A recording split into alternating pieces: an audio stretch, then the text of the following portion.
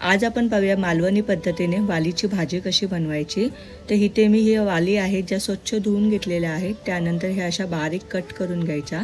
एका साईडला मी लोखंडी भांडं गरम करायला ठेवलं आहे, त्यामध्ये टाकलं आहे तेल। तेल छान गरम झालं की ह्यामध्ये टाकायचा एक मोठा कांदा बारीक चिरलेला।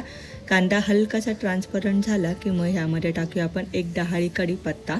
कढीपत्ता छान असा तडतडला की मग ह्यामध्ये टाकूया आपण एक छोटासा टोमॅटो। टोमॅटो ऑप्शनल आहे, तुम्हाला नाही टाकायचं नाही टाकला तरी चालेल। त्यानंतर ह्यामध्ये टाकूया घरगुती लाल तिखट आणि हे जे वाली आहेत आपण कट करून घेतलं होतं ते फोडणीमध्ये छान परतून घ्यायचं आहे। थोडा वेळ आपल्याला हे असंच फोडणीमध्ये शिजवून घ्यायचं आहे, परतून घ्यायचं, म्हणजे त्याचा जो काही कच्चा वास आहे ना तो निघून जातो। त्यानंतर यामध्ये टाकूया आपण हळद आणि चवीपुरतं मीठ। पुन्हा एकदा सगळं व्यवस्थित मिक्स करूया। थोडंसं वरून पाणी शिंपडायचं आहे, जास्त पाणी टाकायचं नाही आहे।